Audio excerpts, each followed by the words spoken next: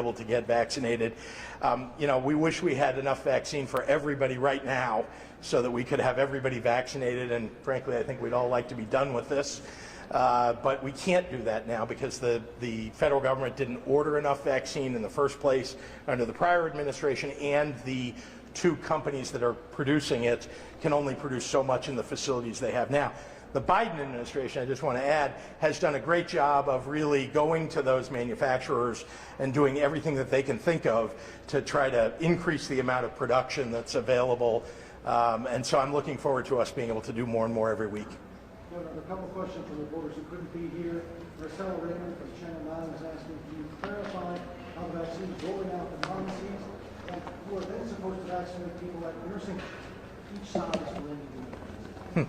So let me first say that I've spoken recently with leaders at the two companies, the pharmacy companies that are doing that vaccination effort across the state.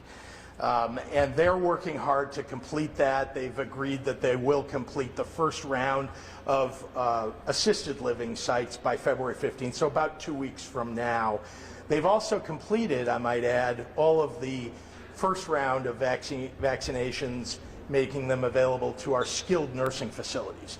And let me explain why that's so vitally important. There were almost 90% of the deaths that have occurred in long-term care facilities occurred in skilled nursing facilities. And so to be able to get vaccinations into those facilities, to get that whole first round done, or at least first round of visits done. They have 3 visits that they'll do all the way through all of the LTCs. So I'm pleased to see that things are improving in that regard, and I've had direct conversations with them, so I think we'll see a great deal more vaccinating. One other thing I'd add, the state is doing everything that we can to facilitate that, to help them along in that process. You may have seen early on in our vaccination, this program, that the state went ahead and did the vaccinations at our veterans' homes to make sure that we're getting those done as fast as possible. We have the ability to kind of step in and help out in the process and also be responsive to those pharmacy companies, and so I think they're on a good trajectory at this point. Is the state holding back vaccine for people to get second doses? We are required by the federal government, when they send us second dose vaccines, to hold those back, because what you don't want is for someone who got it 3 weeks later has to have another second dose, and then you don't have any. And so we're required to hold back those doses that are marked as second doses. Yeah. So some doctors say there's not a school of thought on this. I'm sorry? There's some not a school of thought on this. Some doctors, yes.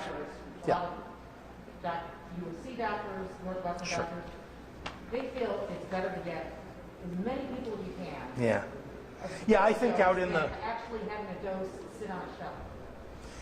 I think there's a lot of debate out there. There's no doubt about it, about whether you ought to. Here's what I know. The federal government is directing us to do first doses and second doses to make sure that we're getting everybody both of their doses in the right period of time. Remember, that is what the emergency use authorization was authorized for, was this first dose, second dose, not first dose and then, hey, we'll just use the second doses for everybody else's first dose and see what we come up with.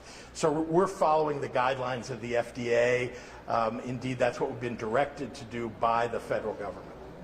Governor, House Bill 2275 is that House Bill 2275 11 which would give CTU even more reason they bargaining rights. And they can strike easier than they already are probably planning for this Monday. What are you going to do with that? Are you going to sign it? And do you ever see a time when you get involved and just demand them to go back to work, similar to what Ronald Reagan did with the air traffic controllers? Well, that's going on between the City of Chicago and CTU. Let's be clear. I think that negotiation is continuing even as we speak. As to the bill, as you may know, I campaigned on expanding bargaining rights for teachers. Chicago is actually the only place in the state that doesn't have those bargaining rights. Everywhere else in the state does. Having said that, I'm still reviewing all the provisions of the final bill, and I have not made a final decision or announced whether I'll be signing that or when. One last question from Mary Hickey over at CBS. Sure. Be here today. She says CDC data puts Illinois towards the bottom of the list when it comes to the percent of the population with at least one shot of the COVID-19 vaccine. Why do you think Illinois is lagging behind? And is there anything we've learned from the other states? Well, let me say a few things. Let's start with yesterday. We administered a record number of doses, 53,600. Day before yesterday, we reported it yesterday. Today, we'll be reporting from yesterday another record, 56,000 doses administered. So what's happening is the average number of doses per day that's being administered is going up significantly. We're now in the mid-30s for delivery of administration, rather, of vaccines into people's arms. And we are exceeding the number of vaccination doses that are being distributed to the state of Illinois each day. So if you take the average that we're receiving, the average that we're administering many more now, or now exceeding the number, rather, that of doses administered versus doses received. And I've explained before about second doses and making sure people understand the time lag between the time that somebody administers a dose and the time that that dose is reported as being administered, which can be up to 72 hours. So that has an effect on all the numbers. But we're going in a good trajectory, and I really believe that, I'm excited, frankly, about the fact that between the Biden administration's increase in the number of doses and our build out of all of these facilities to deliver those doses, you're seeing the effect of that in the record number of doses administered yesterday. Just a quick question about masks, because Dr. Fauci say now it might be safer if you wear 2 masks instead of 1. Would you ever be mandating double masking in Illinois? I can't project forward. I've heard that. I don't know. The answer is we have a mask mandate. Not everybody in Illinois, as you know, not everybody is wearing even a single mask. So I'd like everybody to at least start with that. So thank you very much, everybody.